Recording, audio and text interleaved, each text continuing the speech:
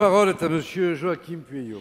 Monsieur le Président, Monsieur le Ministre, la crise sanitaire liée au Covid-19 a durement frappé les Français les plus fragiles, personnes âgées et dépendantes.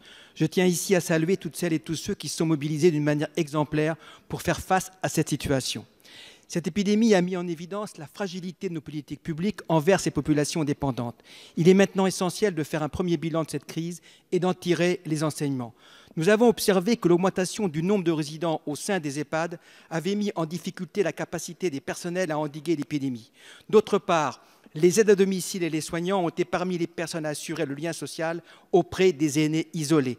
Au final, l'engagement de ces acteurs s'est révélé primordial. De nombreux témoignages ont mis en avant ces professionnels qui ont eu, dans ce moment critique, leurs revendications légitimes pour se consacrer pleinement à leur mission. Des décisions politiques fortes doivent être prises pour anticiper les besoins à venir. Or, les bonnes conditions du vieillissement sont d'abord liées à la qualité des prestations humaines apportées. L'heure est venue de reconnaître l'action de ces personnels par une revalorisation salariale qui améliorera l'attractivité de ces métiers liés au grand âge. Rester à domicile ou vivre dans une petite structure collective de type familial sont les aspirations de vie les plus couramment exprimées. Il s'agit donc d'envisager de nouvelles solutions d'accueil. Cela passe par un renforcement des services ambulatoires et la création de structures de proximité, des solutions plus humaines, plus sécurisées au niveau sanitaire et moins coûteuses. Monsieur le ministre, vous avez répondu sur les primes. Nous plaidons à nouveau pour l'attribution d'une prime, bien évidemment, pour les aides à domicile. D'autre part, qu'en est-il du projet de loi sur la dépendance, que nous attendons toujours et qui s'avère plus que jamais d'actualité? À quand la reconnaissance de la 5e branche de la sécurité sociale consacrée à ce sujet? À quand la revalorisation de tous les métiers de l'accompagnement? Je vous remercie. Merci, chers collègues. La parole est à Monsieur Olivier Véran, ministre des Solidarités et de la Santé. Monsieur le député Pueyo, je suis heureux de voir que la question de l'autonomie, du grand âge, est une question qui traverse les bancs de l'Assemblée nationale et c'est le cas aujourd'hui avec plusieurs questions auxquelles j'ai déjà eu l'occasion de répondre. Je ne voudrais pas être redondant par rapport aux réponses que j'ai déjà données, notamment sur la question de la prime. Vous dire aussi qu'à l'heure à laquelle nous parlons des EHPAD, ce qui atteste du fait que l'épidémie n'est pas terminée, il y a encore 43% des EHPAD sur le territoire national qui déclarent des cas de Covid.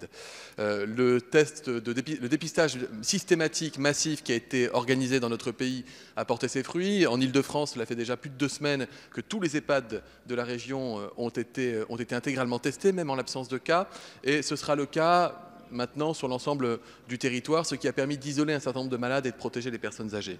J'ai déjà dit toute l'admiration et le respect que j'avais pour les personnels, les personnes qui s'occupent avec humanité dans des conditions difficiles, des personnes les plus fragiles d'entre nous, c'est-à-dire les personnes âgées en perte d'autonomie. C'est un métier qu'il se trouve que j'ai exercé moi-même pendant quelques années de nuit et dont je connais la pénibilité, la difficulté, l'absence de reconnaissance financière et sociale. Je crois que le diagnostic il est partagé. Et je crois qu'il y a eu beaucoup de rapports sur la question.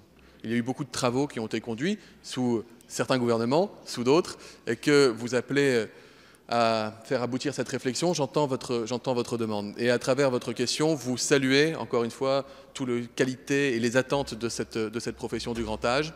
Des aides à domicile, j'en ai parlé tout à l'heure, des aides-soignants en EHPAD, des infirmiers, etc. Donc ça fait partie de la réflexion et de la concertation qui commence, avec des mots forts du Président de la République, un engagement fort du Premier ministre, et j'aurai à cœur de pouvoir apporter une contribution à ces échanges et à ces débats dans les semaines qui viennent.